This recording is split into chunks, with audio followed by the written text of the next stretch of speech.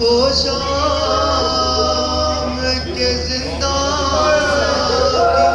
طرف آپ کا جانا پھٹ جائے گا دل دیکھ کے وہ ہم کا ٹھکانا بے حال ہوئی قبر میں سوتی ہے سکینہ پانی نہ ملا آج بھی پیاسی ہے سکینہ پیاسی ہے سکینہ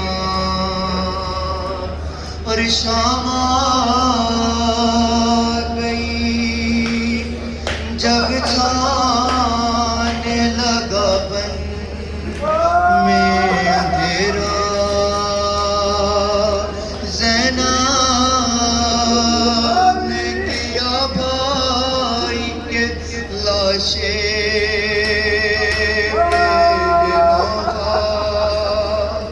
کیا تم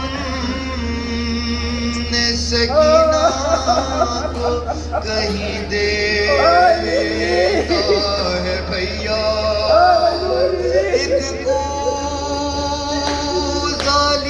دشت میں آئی سکینہ پانی نہ ملا آج بھی پیاسی ہے سکینہ پیاسی ہے سکینہ اس طرح ستم ڈھاتے تھے وہ ظلم کے بانی لا کر یہ بھرے کوزے بہا دیتے تھے پانی کچھ اور بھی بڑھ جاتی ہے یوں تشناد ہمیں بھائی کی طرف دیکھ کے روتی ہے سکینہ پانی نہ ملا پیاسی ہے سکینہ پیاسی ہے سکینہ آواز بلند صلوات We have Raza Abbas Jafri from Hussainiyya School of Asadari with us. Raza Abbas, how was your flight to Baghdad? Assalamu alaikum. Alhamdulillah, everything was fine. Where are you heading today for ziyarat? So today we are going to Samara to meet the 10th and 11th Imam. MashaAllah. Momani, Ayan Chania. We are heading towards the bus to start our trip to Samara.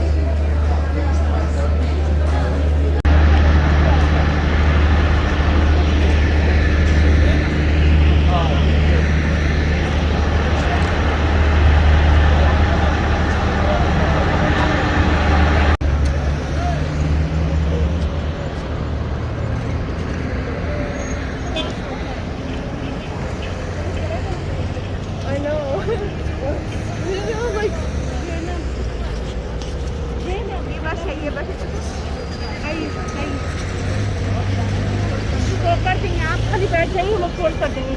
क्योंकि आगे बढ़ो गुड़िया, हम ले लेंगे।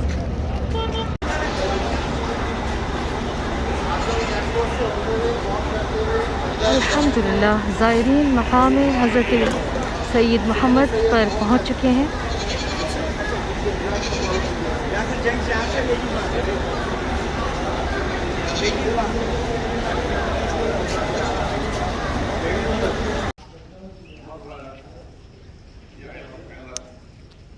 ज़ियारत सैयद मोहम्मद इब्न इमाम अली al-हादी अलैहिस्सलाम।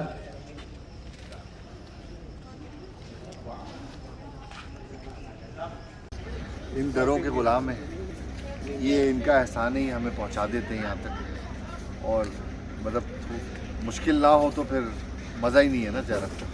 अगर गर्मी ना मिले, अच्छा मौसम हो, ठीक है, फिर टोरंटो छोड़ने की ज़रूरत नहीं थी, वहीं बैठना था। ये तो गर्मी मिलना इसलिए भी बहुत ज़रूरी है कि हमें एहसास तो हो कि करबला के रोज़ जो है तपती रेत पे किस तरह से शहीदों की लाशें पड़े थे। ये गर्मी हमारे लिए ज़रूरी है। जो लोग गर्मी से परेशान होकर ज़ियारत करने से थोड़ा दूर हो जाते हैं, वो गलती करते हैं। उनको गर्मी में सफ़र करना चाहिए कोई, और ज़ियारत करनी चाहिए, लाजमन निकलना चाहिए। हमने गो के ज़ायरीन की खातिर थोड़ा सा लेट किया, ठीक है, हम सुबह भी निकल सकते थे। ज़ियारत करना है, हमें इस गर्मी में जाना है, लाजमन जाना है, ये महसूस करें। सिर्फ मेरा नैयर भाई ये यकीन कामिल है कि जिस शख्स ने इस ज़ियारत की अहमियत को पहचान लिया ना, उसके लिए इससे बढ़कर कोई नहीं है। या भाई यही वजह है कि हम हर साल अल्हम्दुलिल्लाह शुक्र है मौला का, हम हर साल यहाँ आते। और जब करबला नहीं खुली थी, हम हर साल जनाब ज़ैनब के रोज़े पे जाते थे, और उससे पहले हम मौला इमाम रज़ा के रोज़े पे जाते थे। अगर सऊदी अरब में सख्तियाँ ना हो तो हम भी हर साल वहाँ मक्के मदीने जाएँ, बीवी के सामने जन्नतुल बकी में खड़े होकर उनको पुरसा दें। उनकी अगर बन जाए, तामीर हो जाए जन्नतुल बकी, अब वहाँ खड़े होकर पुरसा देंगे बीवी को, वहाँ खड़े होकर मातम करेंगे, हम आशूरा वहाँ करेंगे। बस दुआ है, जनाब सैयद मोहम्मद से मन्नत मान रहे हैं कि मैं जनाब सैयद मोहम्मद ये हमारी इस दुआ को पूरा कीजिए कि जन्नतुल बकी की तामीर हो, और वहाँ हम वहाँ खड़े होकर आशूर के दिन जनाब सैयदों को उनके लाल का और उनके खानबादे का पुरसा दें।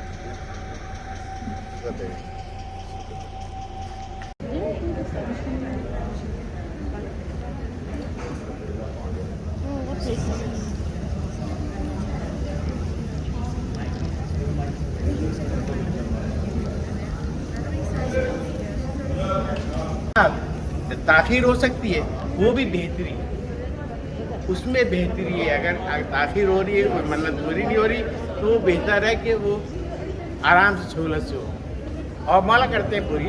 अगर खुदा खास्ता ख़राब होता है तो भी उसको बेहतर करके पूरा कर देते हैं। अगर वो चीज़ आपने मन्नत मानी वो आपके हक़ में बेहतर नहीं है, तो पहले उसको बेहतर करेंगे, फिर मन्नत पूरी करेंगे। बिस्मिल्लाह जी, बिस्मिल्लाह। मोहम्मद वाले मोहम्मद सल्लल्लाहु अलैहि अल्लाहुम्मा सल्ली अला मुहम्मद व आले मुहम्मद। वसीम थोड़ा सा पीछे हो जाए, आने वालों के लिए रास्ता छोड़ दें ताकि परेशानी हो। लेकिन धूप से अगर आप थोड़ा सा रास्ता इधर वो मोहम्मद वाले मोहम्मद ज़ायरीन इमाम हुसैन अलैहिस्सलाम। हम इस वक्त इराक़ के शहर बलद में हैं। ये सामर्रा से तकरीबन 27 मील के फासले पर है, और सैयद मोहम्मद इमाम अली नकी अलैहिस्सलातु वस्सलाम के फ़र्जंद हैं, और इमाम हसन अस्करी अलैहिस्सलातु वस्सलाम के भाई हैं। इमाम ज़माना अजल्लहु फ़रजहु शरीफ के चचा हैं। जब सैयद मोहम्मद की वफ़ात हुई तो उस वक्त इमाम हसन अस्करी अलैहिस्सलातु वस्सलाम ने अपना गिरबान चाक किया। गिरबान चाक करने के बाद इमाम अलैहिस्सलातु वस्सलाम ने मातम किया। तो कुछ देखने वालों ने ये कहा कि मौला आपसे ये बैद है, आपकी ये शान नहीं है कि आप इस तरह अपने भाई पर गिरिया करें। तो इमाम अलैहिस्सलातु वस्सलाम ने कहा कि मूसा ने भी इसी तरह अपने भाई के लिए मातम किया था। इमाम ने दलील दी कि मैंने अपने भाई पर जो है गिरिया किया है, क्योंकि मूसा ने ये अमल किया था। ये जनाब सैयद मोहम्मद हैं, बहुत ही करामात हैं इनकी। इराक़ में चाहे कोई शिया हो, सुन्नी हो, जब इस शहर में आता है तो उसे अमन महसूस होता है, क्योंकि वो इनकी अमान में होता है। इराक़ी किसी भी हस्ती की कसम उठा लेगा دو ہستیاں عراق کی ایسی ہیں کہ جو یہاں کا رہنے والا اس کی جھوٹی قسم نہیں اٹھاتا. ایک باب الحوائج حضرت ابو الفضل عباس علیہ الصلوۃ والسلام ہے کہ یہ اہل عرب جو ہے ان کی جھوٹی قسم نہیں اٹھاتے, اللہ کی جھوٹی قسم اٹھا لیتے ہیں, دیگر معصومین کی اٹھا, لیکن ان دو ہستیوں کے جلال سے ڈرتے ہیں. دوسرا جناب سید محمد ہیں, ان کی جھوٹی قسم یہ لوگ نہیں اٹھاتے. کیونکہ یہ جانتے ہیں کہ سید کی جلالت اتنی ہے, کرامت اتنی ہے کہ اگر ہم نے ایسا کوئی کام کیا تو اس کا فوراً رزلٹ آئے گا. اور یہ ان لوگوں کا عقیدہ ہے کہ جو بھی شخص یہاں پر آتا ہے اور اگر اس نے سید محمد کی مقام میں سے کوئی چیز چوری کی اور لے گیا تو جیسے ہی اس کو ان کی حدود سے باہر نکلے گا تو وہ اندھا ہو جائے گا, تو اس کو واپس ہٹنا پڑے گا, وہ مال رکھنا ہوگا, اس کے بعد بینائی اس کی لوٹے گی. یہ کرامات سید محمد میں سے ہے. اور جو شخص جو بھی حاجت رکھتا ہے اور آ کر جناب سید محمد سے یہ دعا کرتا ہے کہ پروردگار اگر میری یہ حاجت پوری کرے تو میں جناب سید محمد کے پاس یہ نظر ادا کروں گا, چاہے وہ بکرے کی صورت میں ہو, چاہے وہ پیسے کی صورت میں ہو, اس ہدیے کی شکل کوئی بھی ہو. لیکن جو سب سے بڑی جہاں منت حاجت پوری ہوتی ہے, جس کی وجہ سے جناب سید محمد مشہور ہے, وہ اولاد کی منت ہے. جو بے اولاد حضرات ہیں وہ جب اس مقام پہ تشریف لاتے ہیں, جناب سید محمد سے توسل کرتے ہیں, پروردگارہ اگر تو نے جناب مجھے اولاد عطا کی تو میں جناب سید محمد کے قدموں میں آ کر, کوئی نظر مشہور جو ہے یہاں پر آ کر بکرے کی منت مانتے ہیں, پروردگار عالم نے میری بیٹی کو, میری بہن کو, میرے کسی بھی عزیز کو اولاد عطا کی تو میں یہ نظر ادا کروں گا. جب پروردگار عالم ایسا ہوا نہیں ہے اور ہم نے سنا نہیں ہے کہ منت مانی گئی ہو اور وہ پوری نہ ہوئی ہو, مصلحت پروردگار الگ چیز ہے, لیکن آج تک میرے سننے میں نہیں آیا کہ سید محمد سے کسی نے اولاد کی منت مانی ہو اور وہ پوری نہ ہوئی ہو. اور جب منت پوری ہو جاتی ہے, جو منت آپ نے مانی ہوتی ہے اس کو ادا کرنا واجب ہوتا ہے.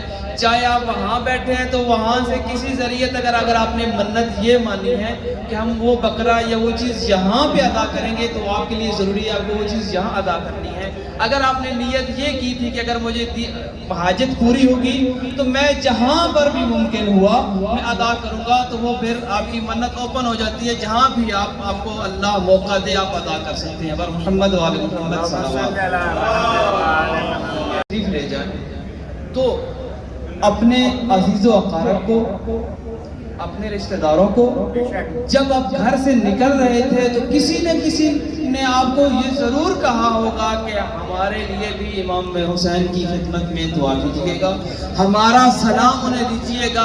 اگر کسی نے آپ کو یہ کہا ہے کہ مولا کو سلام دیجیے گا تو یہ آپ پر واجب ہے کہ آپ سلام پہنچانا. کیونکہ امام انتظار میں ہوتے ہیں کہ آپ سلام پہنچانا.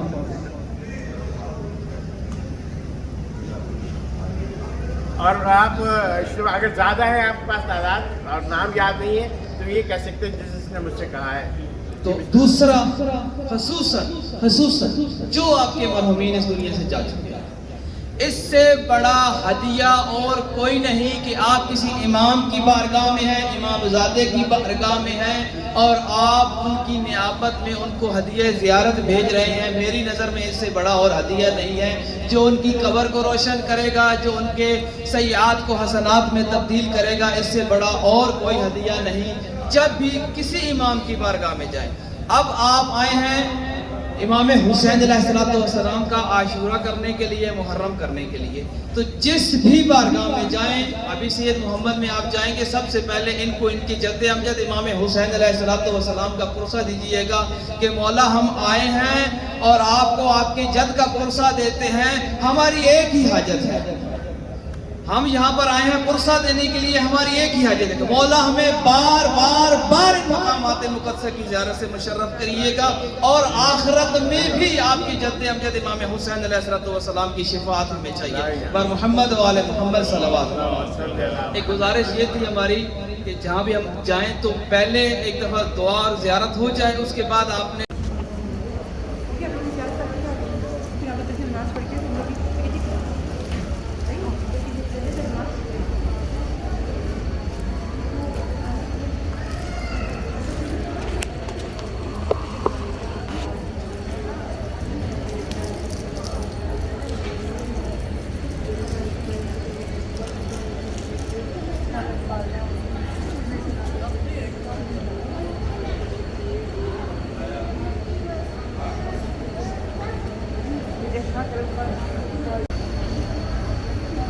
زیارت کی نماز پڑھی حاجت کی نماز یہاں پہ زیارت دو رکعت زیارت ہے سید جس کی محمد. حاجت ہے حضرت حاجت تو مانگنی ہے زری پر. اچھا 2 رکعت زیارت کی.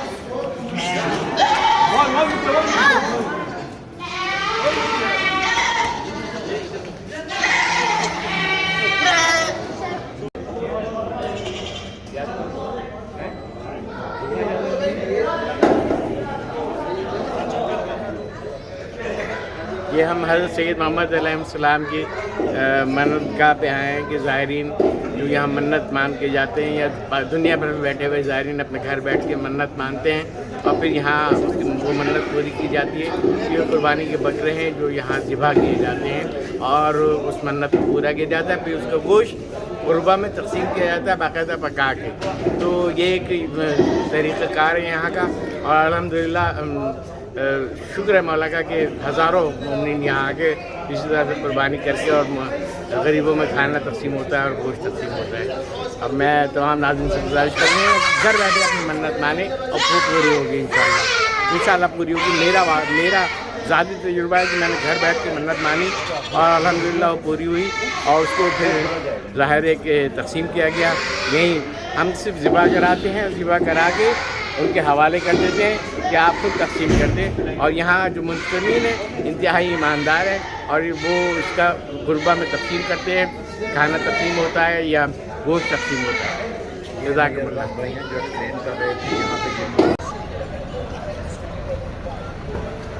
Assalamu alaikum viewers. We have arrived in Samra to the 10th and 11th Imam's Shrine. Let's take a look inside.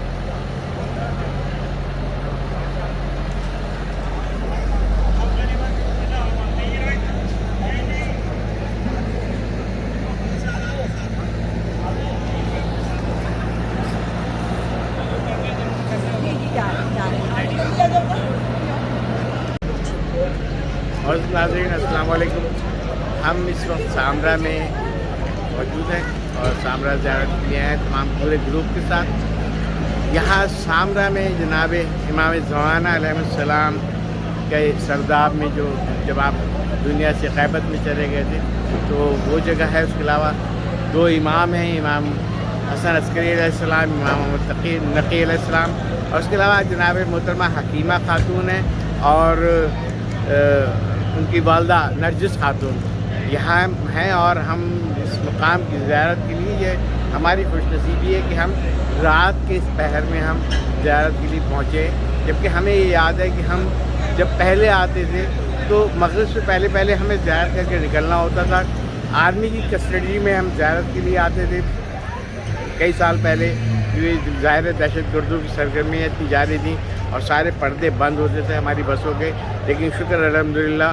اور یہاں کے جو عراق کے جوان ہیں, حج شعبی کے اور دیگر فوجی جوان, انہوں نے جو اپنی جانوں کا نذرانہ دے کے مقدس مقام کی حفاظت کی ہے وہ تاریخ میں ایک ناقابل فراموش واقعہ ہے. اور ہم یہ تمام ناظرین سے کہتے ہیں کہ سامرا آئیں تو ان تمام شہیدوں کے لیے بھی ایک سورہ فاتحہ ضرور پڑھیں اور اس مقدس مقام کی زیارت ضرور کریں. ہماری بدنصیبی یہ ہے کہ ہم موبائل اب اندر نہیں لے آ سکتے، تو ہم اندر کی زیارت نہیں کرا سکیں گے، لیکن کوشش کرتے ہیں اگر کسی طرح سے موبائل اندر چلا گیا تو ہم آپ کو خالی خاموشی کے ساتھ ویڈیو بنا کے دے دیں گے. ہم وہاں اس طرح سے بات نہیں کر سکتے، بتا نہیں سکتے، کیونکہ موبائل پھر چھپا کے ہمیں بنانا ہوگا. تو انشاءاللہ آپ کے ساتھ پھر کل ہم بات کریں گے، اور ہمیں یہ ظاہر کرتی کازمین فوراً واپس پہنچنا ہے، اور انشاءاللہ کازمین کل کازمین اور کازمین کے بعد کربلا جہاں پرچم کشائی ہے انشاءاللہ ہم وہاں کی زیارت کرائیں گے. بہت شکریہ.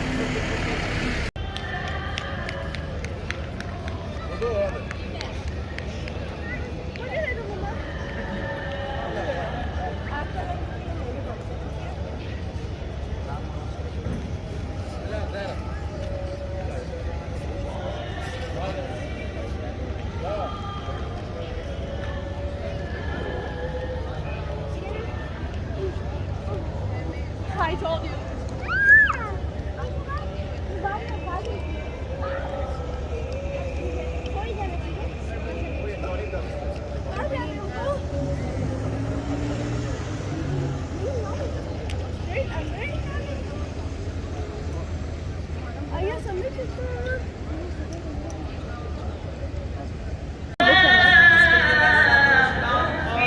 نرجس خاتون کی ایک لائن یتیم قبریں ہیں، اور فرنٹ پہ جو ہے وہ جناب حکیمہ خاتون کی قبر ہے. حکیمہ خاتون امام حسن عسکری علیہ السلام کی پھپھو ہیں، امام علی نقی علیہ السلام کی ہمشیرہ ہیں. اور جب امام زمانہ اجل اللہ فرجہ شریف کی ولادت قریب تھی تو جناب حکیمہ اپنے گھر جا رہی تھی، تو امام حسن عسکری علیہ السلام نے کہا کہ آپ گھر مت جائیے، آج ہمارے ہاں 12ویں حجت کی ولادت ہے.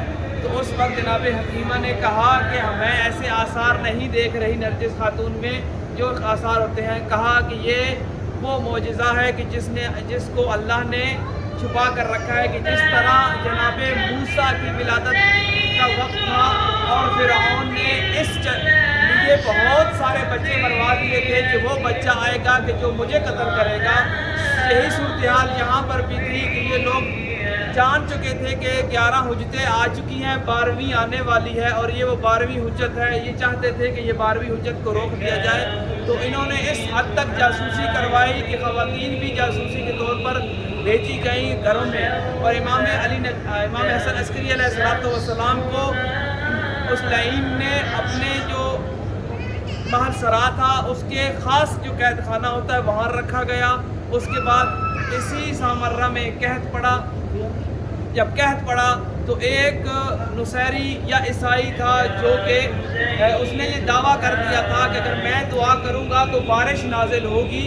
اور جب اس نے یہ دعویٰ کیا تو بہت سارے جو حضرات تھے وہ اسلام چھوڑ کر دوسرے عیسائی کی طرف تبدیل ہونا شروع ہو گئے. تو جب یہ خبر اس حاکم تک پہنچی تو یہ جانتا تھا کہ بہت سارے علماء جو سنی علماء تھے وہ بھی ادھر منقلب ہو رہے تھے. تو اسے اپنی جان کی لالے پڑ گئے اور اپنی حکومت کا ڈر پڑا، تو اس نے امام علیہ السلام کو رہا کیا. تو امام علیہ السلام کے سامنے یہ واقعہ سارا رکھا گیا. امام علیہ السلام نے کہا کہ کل سارے سامرہ کو صحرا میں لے آئیے ہم اور اس کو بھی وہاں بلا لیں، تو وہاں پر سارا یہ ماجرا کریں. دوسرے دن جب بلایا گیا وہاں پر تو امام نے اس شخص سے کہا کہ اب دعا کے لیے ہاتھ بلند کر. جیسے ہی اس نے دعا کے لیے ہاتھ بلند کیے تو بادلوں کی ایک گھٹا بن گئی، گہرے نیلے بادل آ گئے.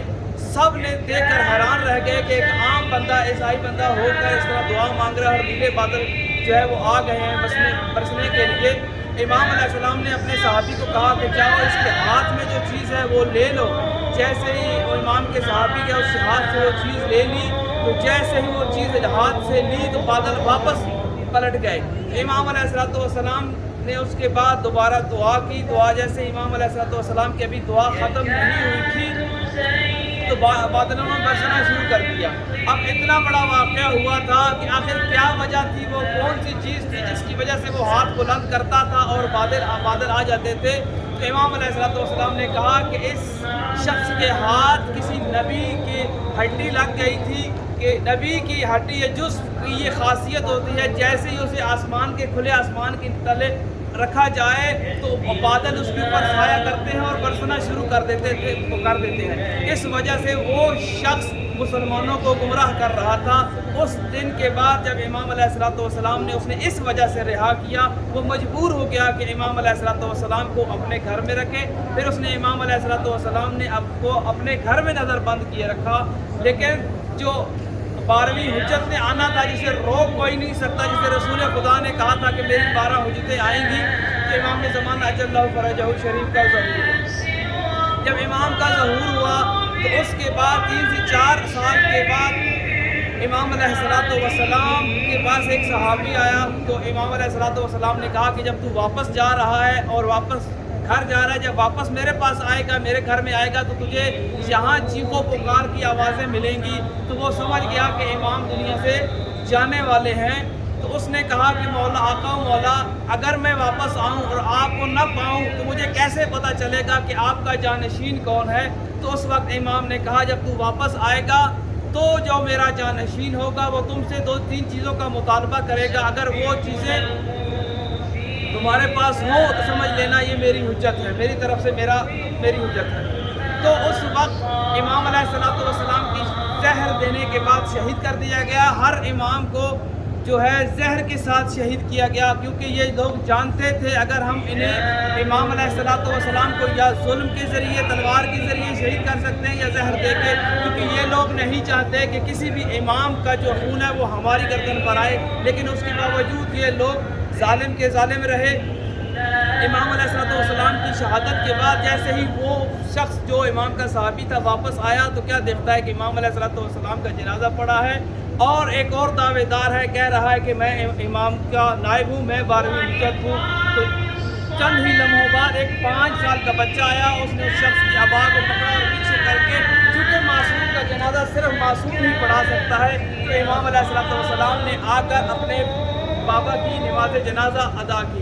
اس کے بعد جیسے ہی اس لائن کے جاسوسوں کو پتہ چلا کہ 12واں امام جو 12ویں حجت ہے وہ آ گئی ہیں, اس نے اپنے جاسوسوں کو بھیجا. امام نے جیسے ہی دیکھا کہ اس کے جاسوس آ رہے ہیں, وہ امام علیہ الصلوۃ والسلام ہلکے قدم چلتے چلتے سرداب میں چلے گئے. یہاں عراق کی سرزمین میں بیسمنٹ بنائی جاتی ہے ہر حالت میں رہنے کے لیے, تو امام اسی سرداب یعنی بیسمنٹ میں چلے گئے. جیسے امام کے پیچھے وہ جو اس کی لائن کے جاسوس سے جاتے گئے, تو امام علیہ الصلوۃ والسلام ایک خاص مقام پر جا کر ان کی آنکھوں سے اوجھل ہو گئے, تو دوبارہ وہ امام کو نہ دیکھ پائے. کہ جیسے آج بھی ہماری امام علیہ الصلوۃ والسلام موجود ہیں, لیکن ہماری بصارت اتنی نہیں ہے کہ ہم امام علیہ الصلوۃ والسلام کو دیکھ سکیں.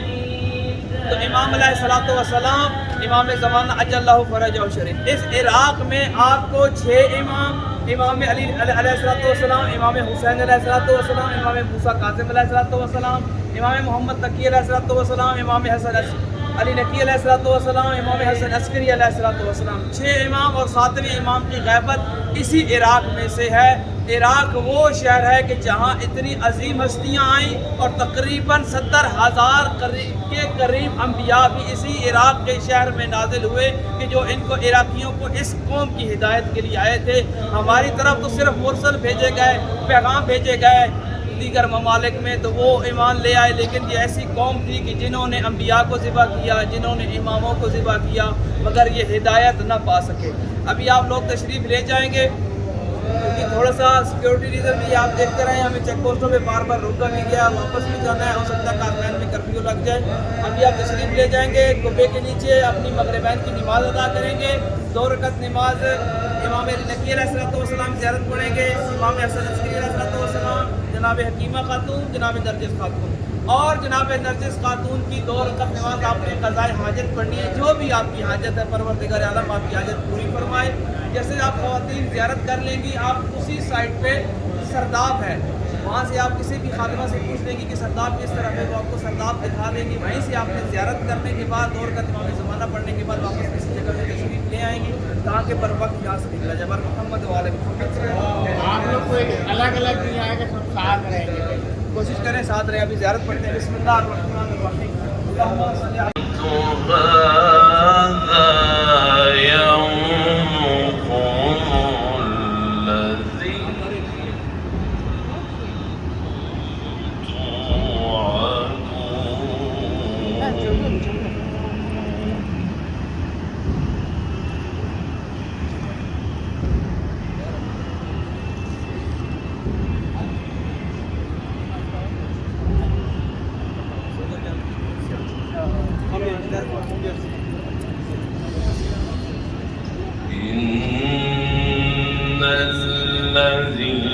الذين سبقت لهم منا الحسنى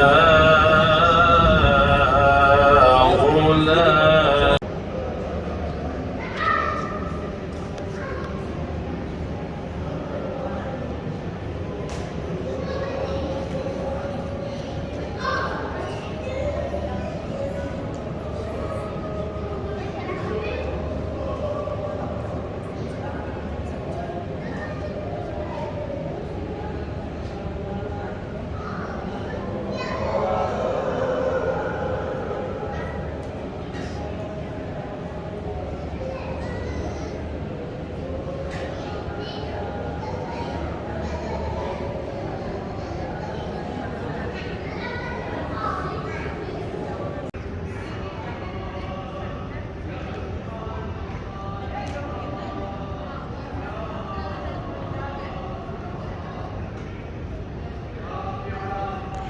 اس وقت ہم روضہ امام علی النقی اور امام حسن العسکری پر کھڑے ہیں.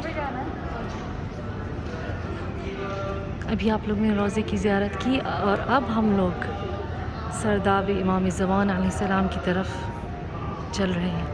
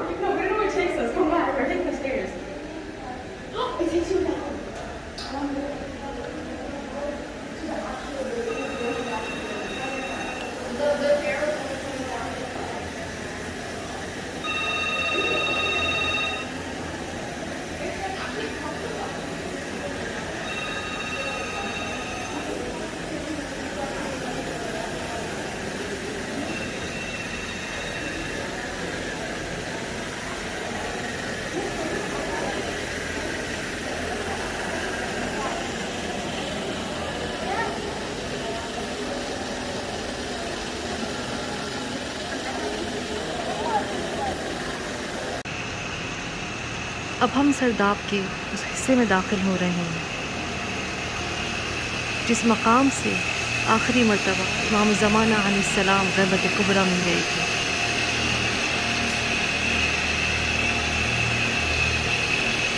یہ مقام پہلے بہت ہی چھوٹا سا کمرہ تھا جو اب بہت وسیع کر دیا گیا ہے.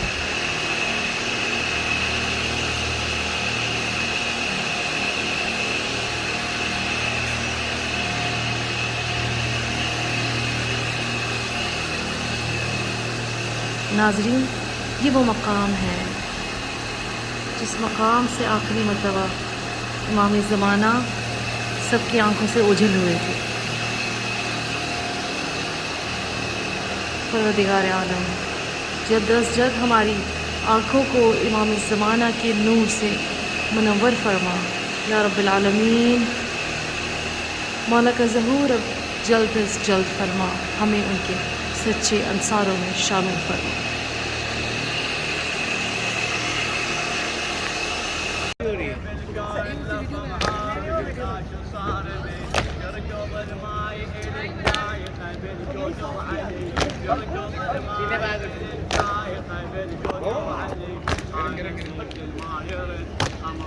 معاي المرج ونوي السيوف بالطوف ويا خيت تدللي ونوي السيوف بالطوف ويا خيت تدللي وسمية بين ايديا بين ايديا الله وسمية بين ايديا صاح عباس صاحب بزيادة صاح عباس والحسين يا عبد السادة النهر والماي الجاي واللي بزيادة وسمية بين ايديا بين ايديا وسمية بين ايديا بين ايديا الله حقك كان لخم عين داش صارمي لخم عين داش صارمي يركض الماي الجايقة بالجود وعلي يركض الماي الجايقة بالجود وعلي انا الزين ما يرد امرد العايد مرد والولد يوم بالطوف يا خيت تجللي والولد يوم بالطوف يا خيت تجللي وسمية بين ايديا بين ايديا وسمية